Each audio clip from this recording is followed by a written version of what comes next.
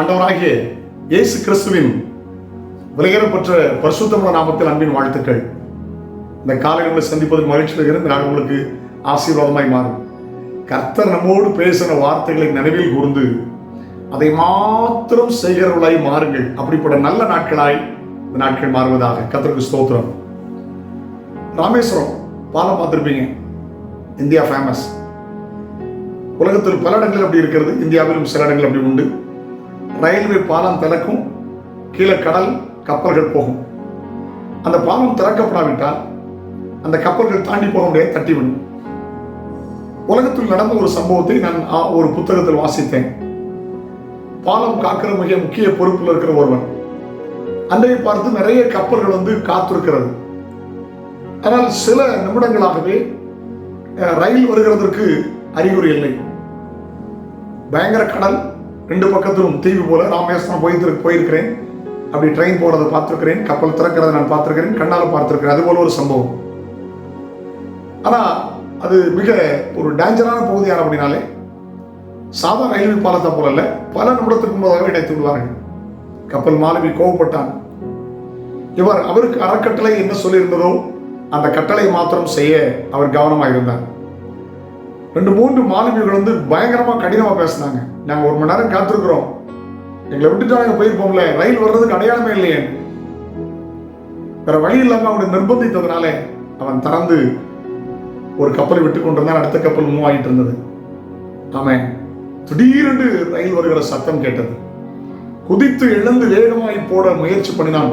கண்ணிமைக்கு நேரத்துக்குள் ரயில் வேகமாய் பயங்கர சத்தத்தோடு கடல்ல விழுந்து புகையொழும்பியது. அதுல மரித்த பிணங்களாய் மாறி போனார்கள். கத்தினான், ஐயோ, நான் அறக்கட்டளை கீழ்ப்பிடிந்திருந்தால் இப்படி நடந்திருக்காதே. அந்த சம்பவத்தை கண்ணால் பார்த்தவன், இத்தனை பேர் சாவுக்கு நான் தானே காரணம் என்று சொன்னவன் வைத்தியக்காரனாய் மாறி போனான். கடைசியில மனநல மருத்துவமனையில் போய் பார்த்தவர்கள் சொன்னார்கள், அறக்கட்டளைக்கு கீழ்ப்பிடிந்திருந்தால் நடந்திருக்காதே. இதை மாத்திரம் சொல்லிட்டே இருப்பான். ஐயோ, நான் அறக்கட்டளை கீழ்ப்பிடி நடந்திருக்காதே. பைத்தியம் பிடித்தவனாய் மாறி போனான். இன்னைக்கு நம்மில் அநேகர் ஏன் பிரச்சனை, ஏன் போராட்டம், ஏன் சாபங்கள், ஏன் கண்ணீர், ஏன் கவலை, இந்த நாளில் சிந்தித்துக் கொள்ளுங்கள். தேவன் சொன்ன வார்த்தையின்படி வாழாமல் அதை மறந்ததனால் ஏற்பட்ட பிரச்சனை.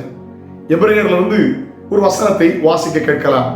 எபிரேயர் 12ஆம் அதிகாரம் 25ஆம் வசனம். எபிரேயர் 12:25 பேசுகிறவருக்கு நீங்கள் செவி கொடுக்க மாட்டோம் என்று விலகாதபடி எச்சரிக்கையா இருங்கள். பேசுகிறவர்களுக்கு நீங்கள் செவி கொடுக்க மாட்டோம் என்று விலகாதபடி எச்சரிக்கையா இருங்கள். ஏனெனில் பூமியிலே பேசினவருக்கு செவி கொடுக்க மாட்டோம் என்று விலகினவர்கள் தப்பி போகாமல் இருக்க.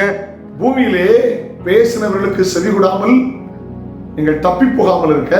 பரலோகத்திலிருந்து பேசுகிறவரை நாம் விட்டு விலகினால் எப்படி தப்பி போவோம்? பரலோகத்திலிருந்து பேசுகிறவரை விட்டு விலகினால் எப்படி தப்பி போவோம்?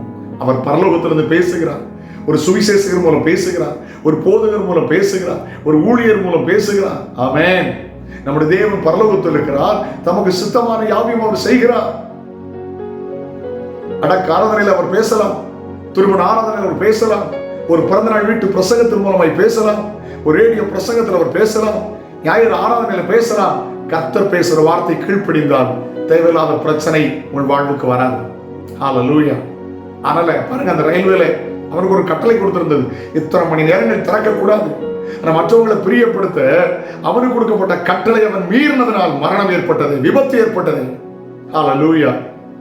ஆண்டவர் சொல்கிறார், என் வசனத்துக்கு நடுங்குகிறவரை நான் நோக்கி பார்ப்பேன் என்றார். இந்த வருஷத்தில் தீர்மானம் விடுங்கள், வரப்போகிற ஆண்டுல தீர்மானம் விடுங்கள், கர்த்தருடைய வசனத்துக்கு நான் நடுங்க போகிறேன் என்று சொல்லுங்கள். நீங்க ஆசீர்வாதமா இருப்பீங்க. உங்க தலைமுறையில் ஆசீர்வாதமா இருக்கும், உங்க வேலை ஆசீர்வாதமா இருக்கும், உங்க வியாபாரம் ஆசீர்வாதமா இருக்கும். அவருடைய வசனத்தை சார்ந்து கொள்ளுங்கள். அந்த இயேசு உங்களை ஆசீர்வதிப்பார். நாளை உங்களை சந்திக்கிறேன். அதுவரை அவருடைய கிருபை உங்களை தாங்குவதாக. ஜெபிக்கலாம். பரலோக பிதாவே, பரிசுத்த பிள்ளையாக இயேசுவின் நாமத்தில் ஜெபிக்கிறோம். நன்மை கிருபை தொடரட்டும். கட்டளை கீழ்ப்படிய கிருபைதான்.